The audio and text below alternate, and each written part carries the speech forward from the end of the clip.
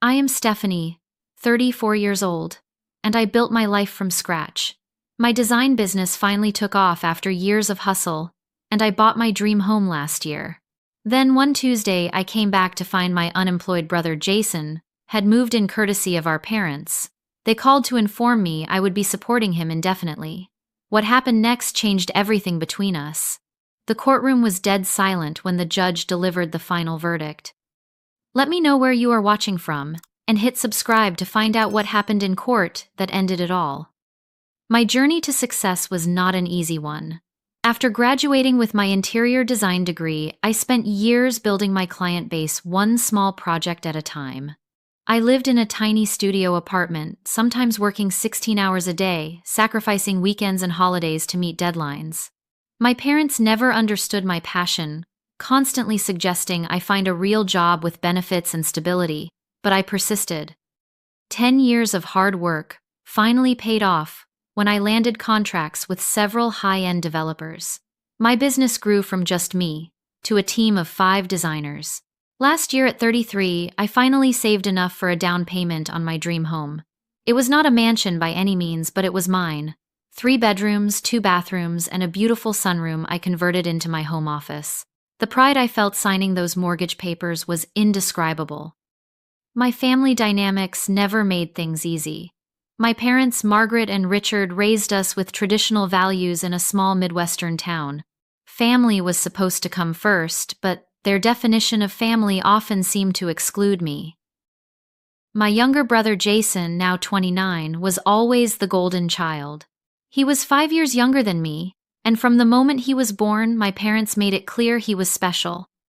Jason had every advantage growing up. When I needed money for art supplies for school projects, I was told to get a part-time job. When Jason wanted the latest gaming system, my parents bought it without hesitation.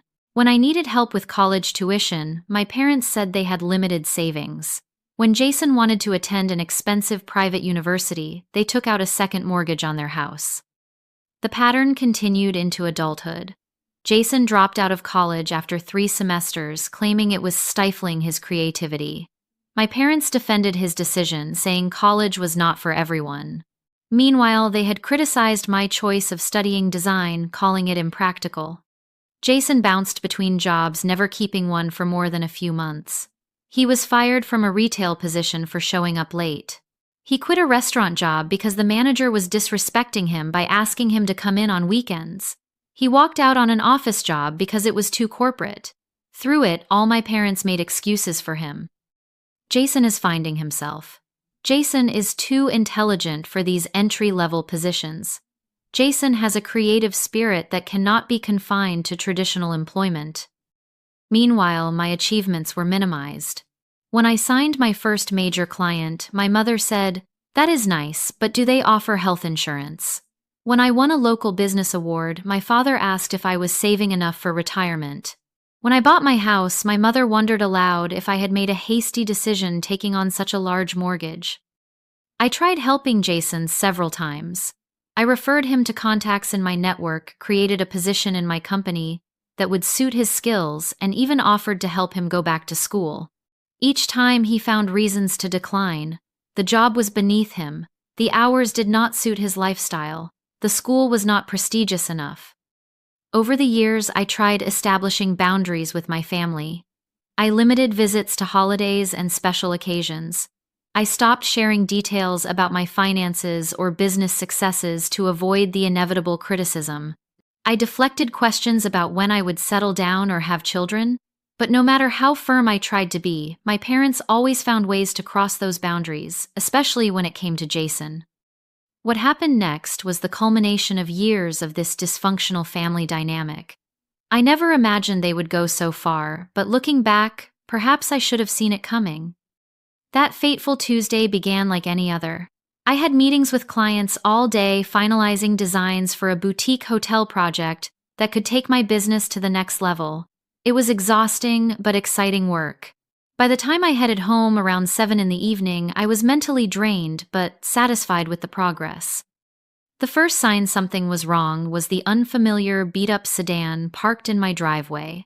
I initially thought a neighbor had a visitor who mistakenly parked at my house. Annoyed but not alarmed, I pulled into the garage and entered through the connecting door to my kitchen. The smell hit me first. Cigarette smoke mixed with stale beer. I do not smoke and I rarely drink. Then I heard the blaring sound of a video game coming from my living room. My heart started pounding as I walked down the hallway. There, sprawled on my cream-colored sofa with his dirty boots propped up on my coffee table, was Jason. Empty pizza boxes, beer cans, and cigarette butts littered the surfaces around him. A large duffel bag and several cardboard boxes were stacked in the corner of the room. "What the hell are you doing in my house?" I demanded, my voice shaking with shock and anger. Jason barely looked up from his game. "Oh hey sis, Mom and Dad said you would not mind if I crashed here for a while." His casual tone suggested this was a completely normal situation. "How did you even get in?" I asked, noticing my spare key was no longer hanging on its hook by the door. "Mom gave me her copy of your key, said it would be easier than waiting for you to get home." He shrugged, eyes still fixed on the television screen. Before I could respond, my phone rang. It was my mother. I answered, stepping into the kitchen for some privacy, though I was already shouting. "Mom, why is Jason in my house? Why did you give him my key without asking me?" "Stephanie, calm down," my mother replied with that patronizing tone she always used when she thought I was overreacting. "Your brother needed a place to stay. He was evicted from his apartment because that horrible landlord raised the rent without proper notice. We would have taken him in ourselves, but, your father's back has been acting up and we do not have the space since we converted the spare bedroom into your father's hobby room." This was news to me. Last I heard, my father's hobby room was still a perfectly functional bedroom with a pull-out couch. "That does not give you the right to move him into my house without even asking me," I protested. "He is your brother, Stephanie," my mother said firmly. "Family helps family. It is just temporary until he gets back on his feet. Maybe a few months at most." "A few months," I nearly screamed into the phone. "Now, do not be selfish. You have that big house all to yourself. Your brother needs support right now. He is going through a difficult time." The conversation continued in this vein for several minutes. My mother dismissed every objection I raised. When I reminded her that it was my house that I paid for, she accused me of being materialistic. When I pointed out that Jason had a history of temporary situations becoming permanent, she said I was being uncharitable. When I suggested he could stay with them, she cited a dozen reasons why that was impossible. Finally, my father got on the phone. "Stephanie, this is not up for debate. Your brother needs help and you are in a position to provide it. That is what family does. We expect you to step up and do the right thing here." After hanging up, I returned to the living room to confront Jason directly. I told him he needed to leave, that he could not stay at my house. Jason finally paused his game and looked at me with an expression of practiced hurt. "Wow, that is cold, sis. Mom and Dad said you were cool with this. Where am I supposed to go?"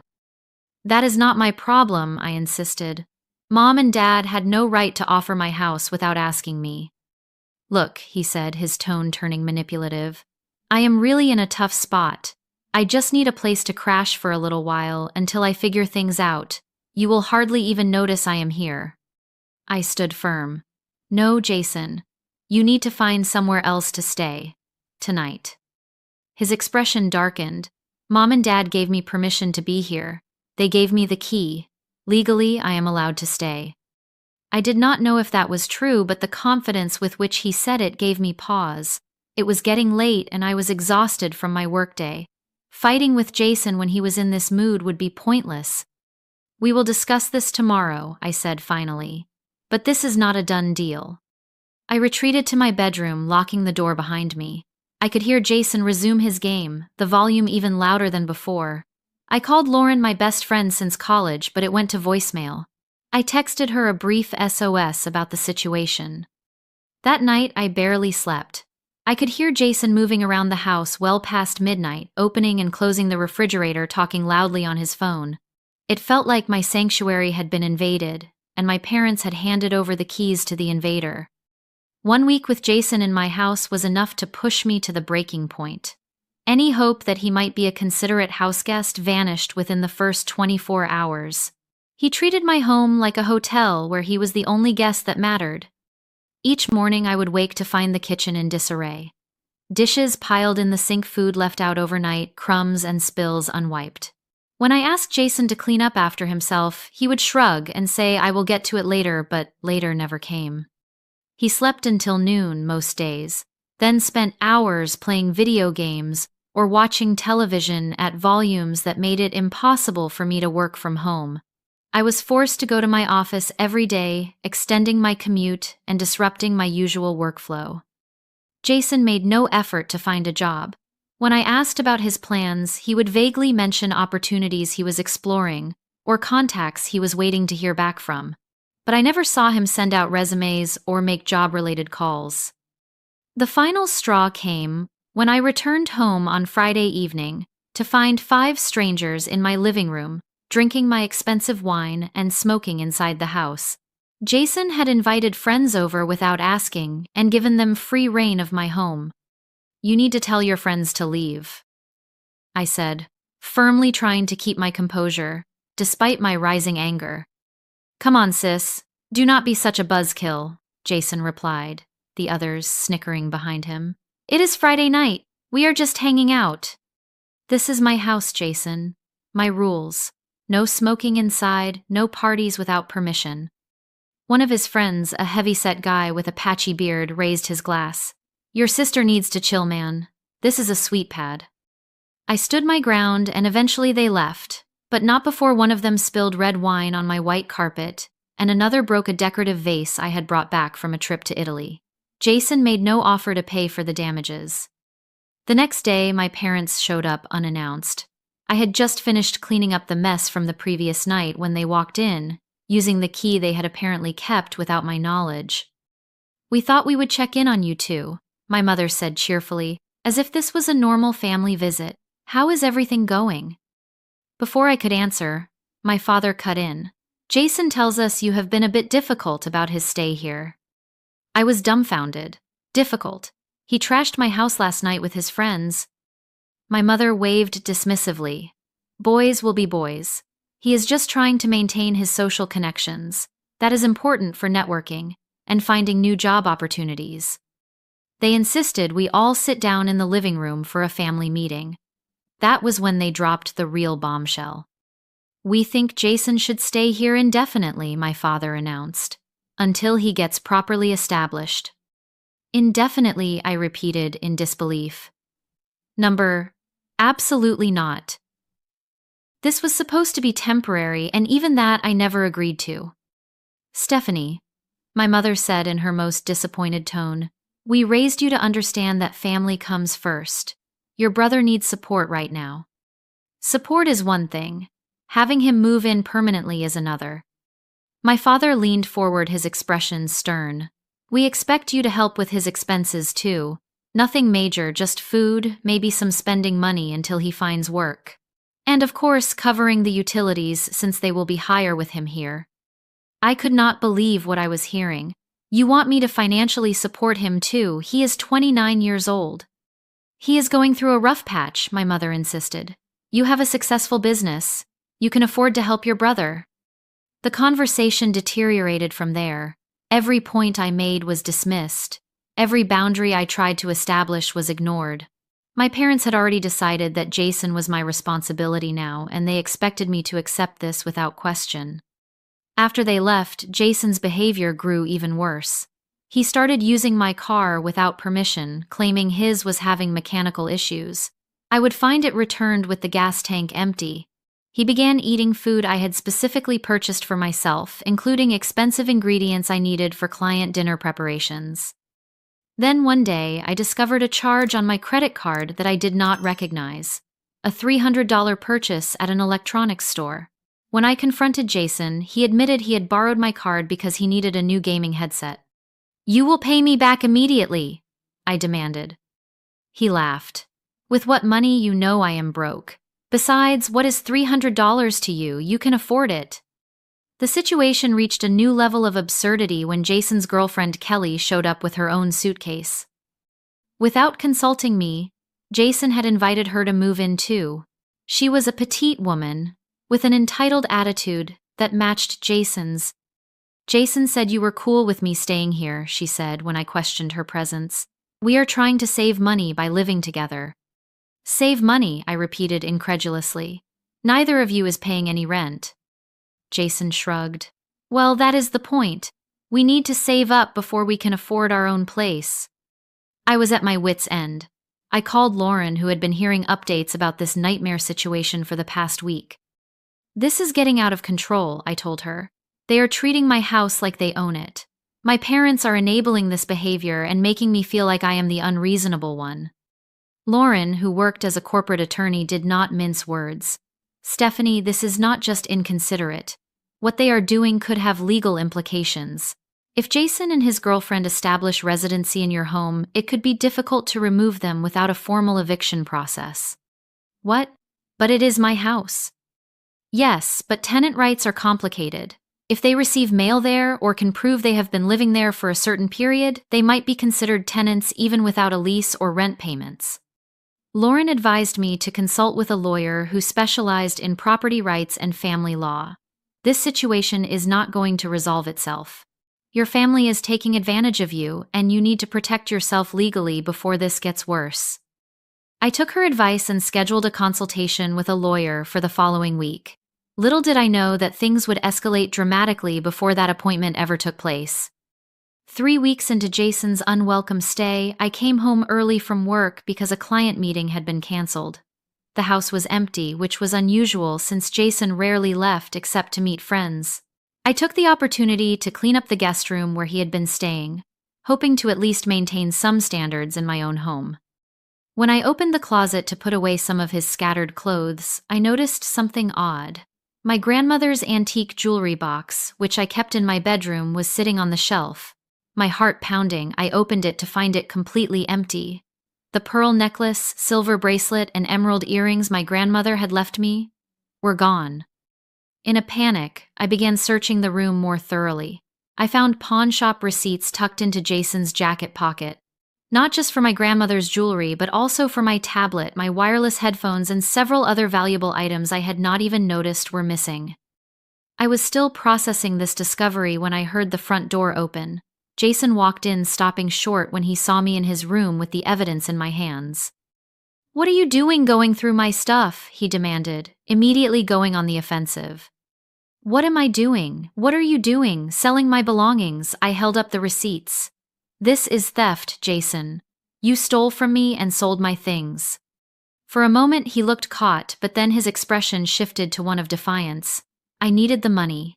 It is not like you cannot replace that stuff. You make plenty."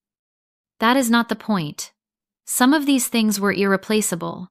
Grandma's jewelry had sentimental value." He shrugged. "Family is supposed to share. You have so much and I have nothing. I am just trying to get by until I find a job." "Are you even looking for a job?" I asked, my voice rising with anger and disbelief. "Of course I am. It is not my fault the economy sucks." His defensive tone told me everything I needed to know. I took a deep breath, trying to calm myself. "Jason, I want the truth. Why were you really kicked out of your apartment?" Mom said. "Your landlord raised the rent unfairly." He avoided my eyes. "Something like that." "Number. Tell me the truth. Or, I am calling the police about the stolen items right now." After a tense silence, he finally admitted, "Fine. I was fired from my job for borrowing money from the register. It was not a big deal, just a misunderstanding, but my boss overreacted. Without income, I could not pay rent, so I got evicted." "Borrowing money? You mean stealing from your employer?" "I was going to pay it back," he insisted. "They did not need to fire me over it." I was stunned. "Do Mom and Dad know about this?" His hesitation told me they did. They understand that sometimes things happen. They know I did not mean any harm.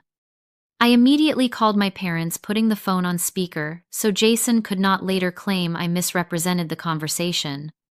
"Jason was fired for stealing money from his job," I said, as soon as my mother answered. "That is why he was evicted. Did you know that when you moved him into my house?" There was a pause before my mother responded. "Stephanie, it is more complicated than that. Your brother made a mistake, but he deserves a second chance. Everyone does." A second chance. This is more like his 20th chance, and now he is stealing from me too. He pawned Grandma's jewelry. I am sure he was just borrowing it, my mother said weakly. Borrowing? He sold it. I was nearly shouting now. How can you keep defending him? My father took the phone. Now listen here, Stephanie. Your brother has had some setbacks, but he is family. We stand by family no matter what. Even when they steal, even when they lie, where do you draw the line? He is our son, my father said, as if that explained and excused everything. And I am your daughter, I replied, my voice breaking. But you have never given me the same unconditional support you give him. The conversation ended with my parents still defending Jason and minimizing his actions. They suggested I was being materialistic for caring about mere possessions more than my brother's welfare. After hanging up, I told Jason he needed to leave my house immediately. He refused, claiming again that he had established residency and that I could not legally force him out without proper eviction proceedings. I was at my breaking point, but things were about to get even worse. 2 days later, I came home to find Jason and Kelly hosting another party. This time, the damage was extensive. Someone had spilled wine on my sofa. There were burns on the hardwood floors from cigarettes. My framed professional certifications had been taken off the wall and one was cracked. I ordered everyone out and had another explosive argument with Jason and Kelly. They retreated to the guest room, locking the door and refusing to engage further. The next morning, I discovered something that chilled me to the bone. My personal filing cabinet had been broken into. Documents containing my financial information, including bank statements, investment accounts, and property deed, were scattered across the desk in the guest room.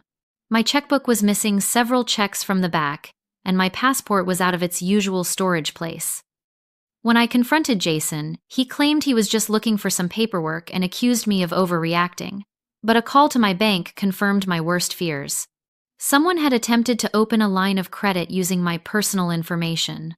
Fortunately, the bank had flagged it as suspicious and declined the application. I immediately called Lauren, who connected me with Michael, a lawyer specializing in property rights and identity theft.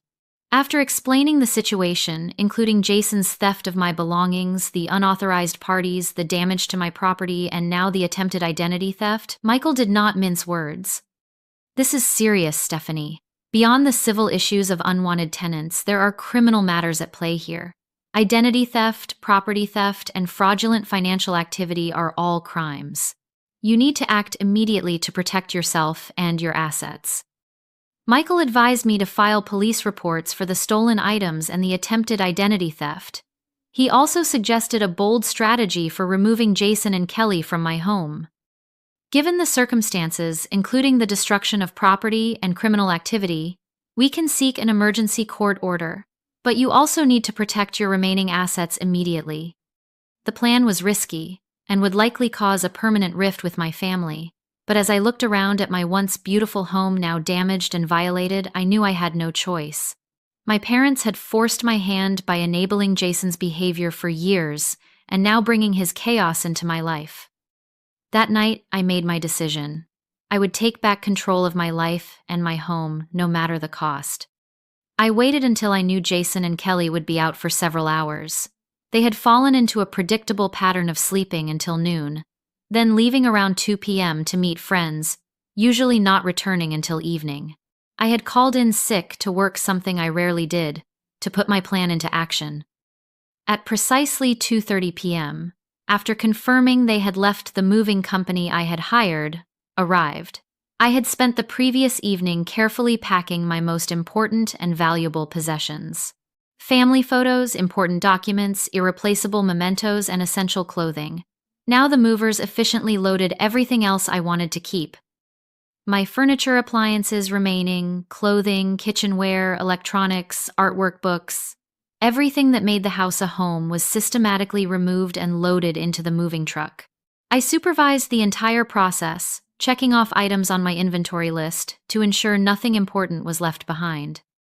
By 5 p.m., the house was nearly empty. I left behind only the items that belonged to Jason and Kelly, neatly piled in the center of the living room. I did one final walk through, my footsteps echoing on the bare floors. The house I had worked so hard to buy, the home I had lovingly furnished and decorated, now felt like an empty shell.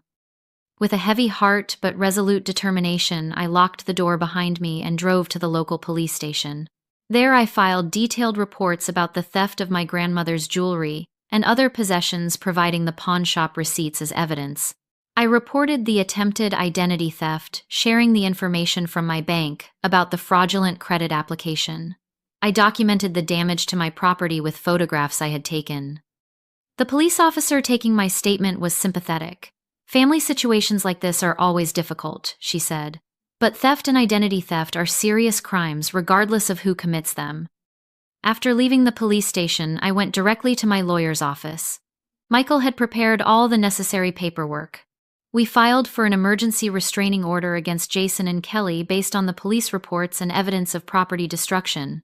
We also filed for a formal eviction, though. Michael explained that the restraining order, if granted, would effectively accomplish the same goal more quickly. "The judge will likely grant the temporary restraining order given the evidence of criminal activity," Michael explained. "That will legally bar them from entering your property until the formal hearing." We also filed a civil suit for damages to my property and the value of the stolen items. Michael suggested we include my parents in the suit, since they had facilitated the situation by giving Jason access to my home without permission. "I know that is a difficult step to take," he said gently, "but they need to understand the seriousness of their actions. Giving someone access to another person's home without consent has legal consequences." I agreed, though it broke my heart to take legal action against my own family, but they had left me no choice. While waiting for the court proceedings, I temporarily moved in with Lauren. She had a spare bedroom in her apartment and had immediately offered it when I explained my plan. "Stay as long as you need," she assured me. "I am proud of you for standing up for yourself. It is not easy to set boundaries with family, especially when they have spent years making you feel like your boundaries do not matter." That evening, the expected calls began. First, Jason frantic and furious when he returned to find the house empty, except for his belongings. "What the hell did you do?" he shouted when I answered. "Where is all the furniture? Where is the television?" "Those are my possessions, and I have removed them from the house," I replied calmly, following Michael's coaching on how to handle these conversations. "You cannot do that. We live here too." "No, you do not. You were guests in my home, guests who damaged my property, stole from me, and attempted to steal my identity. I have filed police reports for the theft and property damage. I have also filed for a restraining order against you and Kelly. You should be receiving notification of that soon." His response was a stream of profanity and threats. I remained calm and ended the call. Next came my parents, both of them calling repeatedly until I finally answered. "How could you do this to your brother?" my mother cried. "Leaving him with nothing. Where is he supposed to sleep? What is he supposed to eat?" "Jason is an adult," I replied. "He is responsible for himself, just as I have been responsible for myself since I was 18. He stole from me, Mom. He tried to steal my identity. He damaged my home. These are crimes, not family squabbles." "We are getting a lawyer," my father threatened. "Jason has rights. He was living in that house. You cannot just throw him out." "I have already consulted with a lawyer," I informed them. "Jason had no legal right to be in my home. You had no legal right to give him access without my permission. I have filed police reports and a restraining order." "You would take your own family to court?" my father asked incredulously. "You forced my hand," I replied. "I tried reasoning with you. I tried setting boundaries. You ignored me every time. You prioritized Jason's wants over my needs, his comfort over my safety and well-being. This is the result of your choices, not mine." The call ended with more threats and recriminations. My mother called me heartless. My father said I was no longer their daughter if I went through with this. I hung up feeling drained, but more certain than ever that I was doing the right thing. 2 days later, we received notification that the temporary restraining order had been granted. Jason and Kelly were legally barred from entering my property or contacting me directly. The police served them with the order along with formal notice of the upcoming court hearing. My parents, as I had expected, hired a lawyer for Jason.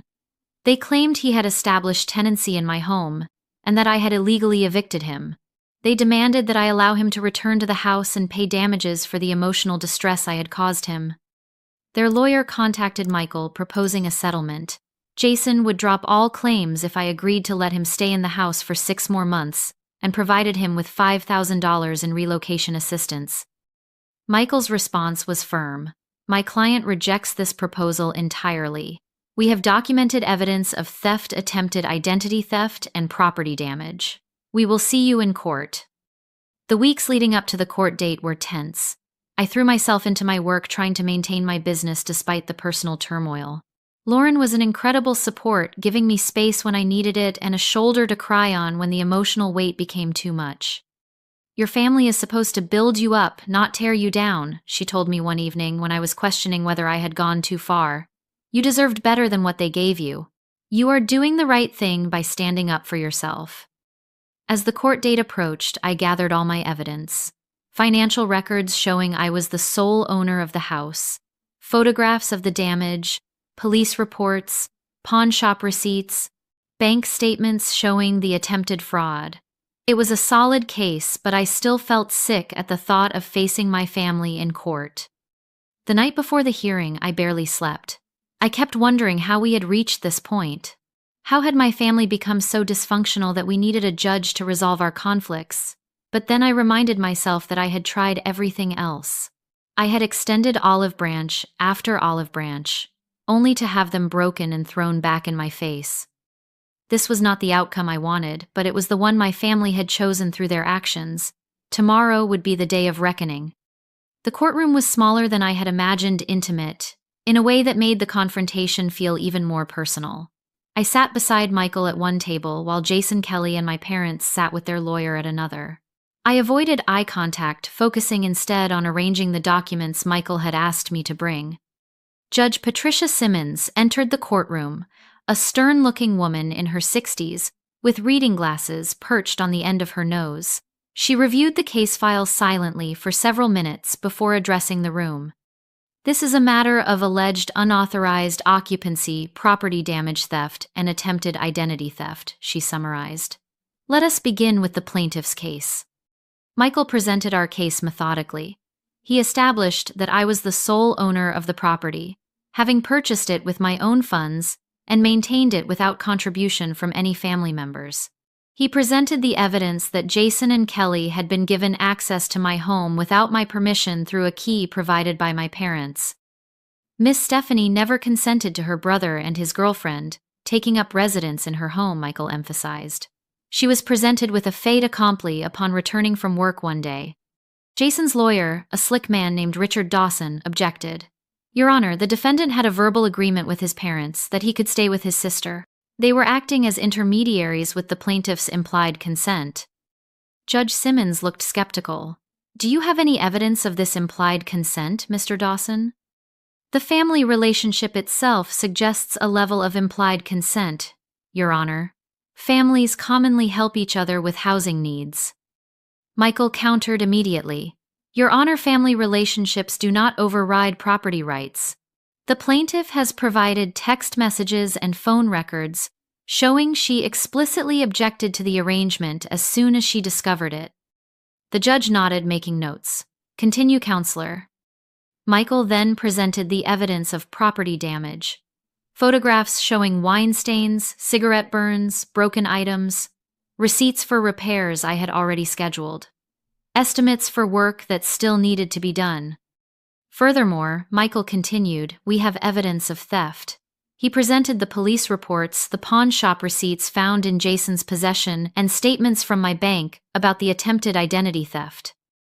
Your Honor, this goes beyond a family disagreement over housing. The defendant engaged in criminal activity while taking advantage of his sister's property. When it was Dawson's turn to present their case, he focused on painting Jason as a victim of circumstances who had fallen on hard times and needed family support. Your Honor, while my client acknowledges there may have been some miscommunication about the living arrangement, he had a reasonable expectation that his sister would help him during a difficult period. The items he allegedly took were family heirlooms, that he believed he had some claim to as a member of the family. Judge Simmons interrupted. Mr. Dawson, are you suggesting that family members have legal claims to each other's personal property without explicit permission? Dawson backpedaled. No, Your Honor, but there was a misunderstanding about ownership. The judge looked unimpressed. Continue. The most shocking moment came when Michael called a surprise witness, the manager of the electronics store, where Jason had worked before moving into my house. Trevor Reynolds took the stand and confirmed that Jason had been fired for stealing money from the register. Not once as Jason had claimed, but repeatedly over several months. The company had considered pressing charges, but had ultimately decided to simply terminate his employment. We had video evidence of him taking money on at least 7 separate occasions, Reynolds testified. When confronted, he admitted to the theft, but claimed he intended to pay it back. My parents looked stunned. Jason stared at the floor, while Kelly shifted uncomfortably in her seat. Judge Simmons then asked Jason directly about the previous incident. Under oath, Jason was forced to admit that he had a history of similar behavior. He had been fired from 2 other jobs for theft before the electronics store. He had been evicted from his previous apartment not because of a rent increase, but because he had damaged the property during parties. Most damning of all, when questioned about the attempted identity theft, Jason initially denied it. But when presented with the evidence, including IP address records, showing the fraudulent application had been submitted from my home internet connection while I was at work, he broke down. I just needed some cash to get back on my feet, he admitted. Stephanie has so much, she would not even notice. My mother gasped audibly. My father put his head in his hands. Judge Simmons called a brief recess. When court resumed, she delivered her ruling. Having reviewed all the evidence and testimony presented today, this court finds in favor of the plaintiff on all counts. The temporary restraining order against Jason and Kelly is made permanent for a period of 1 year, after which the plaintiff may request renewal if necessary. She continued, the court orders the defendants to pay damages in the amount of $8,652 for property damage and theft. Additionally, the defendants are ordered to complete 40 hours of community service and attend mandatory counseling. Addressing my parents directly, she added, while the court recognizes that parents naturally want to help their children, providing unauthorized access to someone else's home is not acceptable regardless of family relationships. The court advises the defendant's parents to seek family counseling to address these boundary issues. The judge's final words were directed at Jason. Young man, you are fortunate that your sister chose to pursue this matter in civil rather than criminal court. I strongly suggest you use this opportunity to reassess your life choices. This court will not look kindly upon any future infractions. With a bang of her gavel, it was over. Jason and Kelly hurried out without looking at me. My parents lingered, seemingly wanting to approach me, but Michael guided me out through a side door to avoid confrontation. It went as well as we could have hoped, he said, as we walked to the parking lot. The restraining order gives you legal protection, and the judgment for damages creates a record of their actions. I felt hollow rather than victorious. I never wanted it to come to this. I know, Michael said gently, but sometimes establishing firm boundaries is the only way forward, especially when other approaches have failed. As I drove back to Lauren's apartment, I wondered what would happen next. The legal battle was over, but the family wounds were still raw and bleeding. I had won in court, but at what cost to my relationship with my parents? Could those bonds ever be repaired? Did I even want to repair them after everything that had happened? The answer was not clear, but for the first time in weeks, I felt like I could breathe again. My home was mine. My life was mine. And no one, not even family, had the right to take that from me. 2 weeks after the court hearing, I finally returned to my empty house. Standing in the hollow rooms, I was overwhelmed by conflicting emotions. Pride in having stood up for myself. Sadness at the family, relationships that had been damaged, perhaps beyond repair. Anger at the situation I had been forced into. Relief that it was over. The damage was even worse than I remembered. Beyond the visible stains and burns, there was a lingering smell of cigarettes that had permeated the curtains and carpets.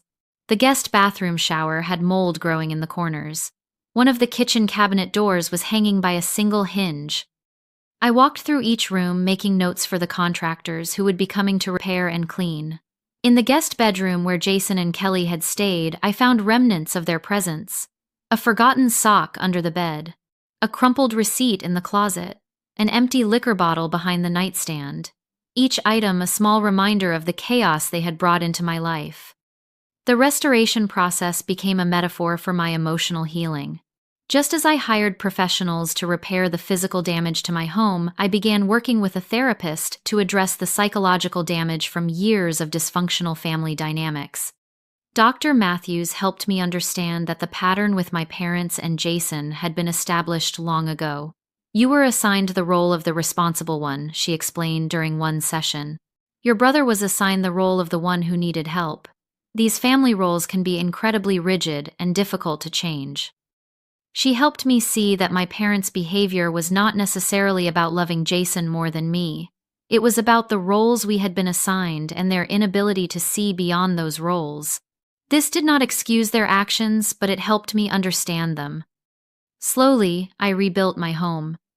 New furniture carefully selected to reflect my personal style.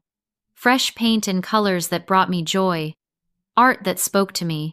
Each choice was deliberate, a statement of self-determination and personal boundary setting. 3 months after the court hearing, my mother called. It was our first communication since that day. Her voice was hesitant, lacking the usual authoritative tone I had grown accustomed to. "I wanted to see how you are doing," she said.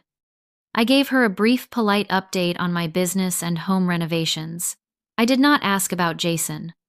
After an awkward silence, she continued. "Your father and I have been doing some thinking, and some talking, with a counselor." She paused, as if the admission was difficult. "We may not have been entirely fair to you over the years."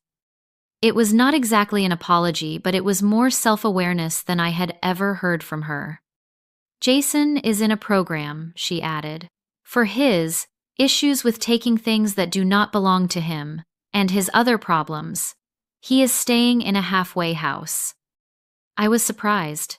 "That sounds like a positive step." "It is," she agreed. "The court-ordered counseling was actually helpful. The counselor referred him to this program. He is also doing his community service at a homeless shelter. He seems different, more accountable." We talked for a few more minutes before saying goodbye. It was a small step, but it was something. Over the following months, my relationship with my parents slowly began to mend. It would never be what I had once hoped for, but it was evolving into something more balanced. They respected my boundaries now, perhaps because they had seen the consequences of ignoring them. Jason and I remained estranged. According to my parents, he was making progress in his program, but I was not ready to re-establish contact. Perhaps someday, but not yet. Some wounds take longer to heal than others. Lauren remained my rock throughout this process. "Family is not just about blood," she reminded me often. "It is about who shows up for you, who respects you, who values your well-being." She helped me build a chosen family of friends who supported and respected me. We had dinner parties in my renovated dining room, game nights in my new living room. They filled my home with laughter and positive energy, cleansing it of the negative memories. Unexpectedly, Michael became part of this chosen family.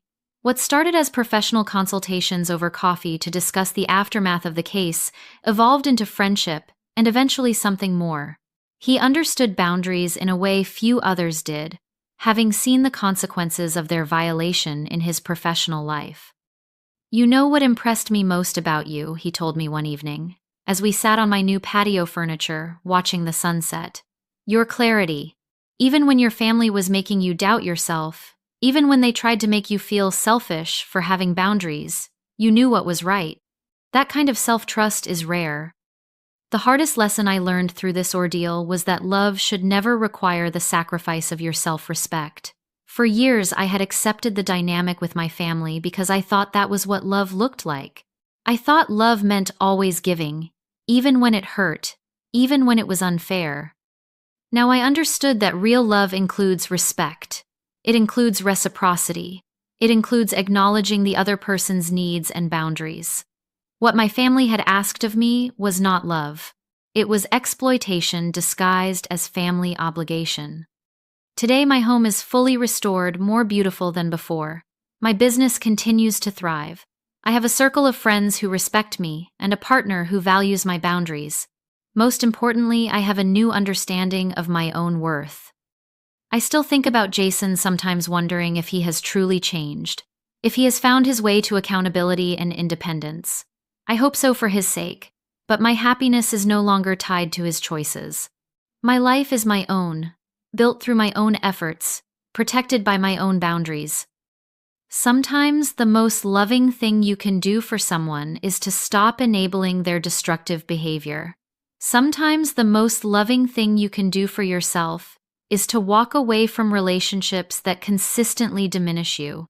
And sometimes standing up for yourself, even when it feels selfish, even when others try to make you feel guilty, is the bravest, most necessary thing you can do.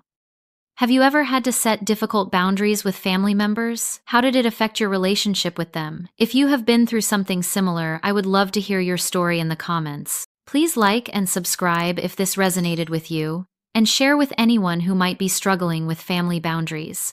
Thank you for listening to my journey, and remember that protecting your peace is never selfish. It is essential.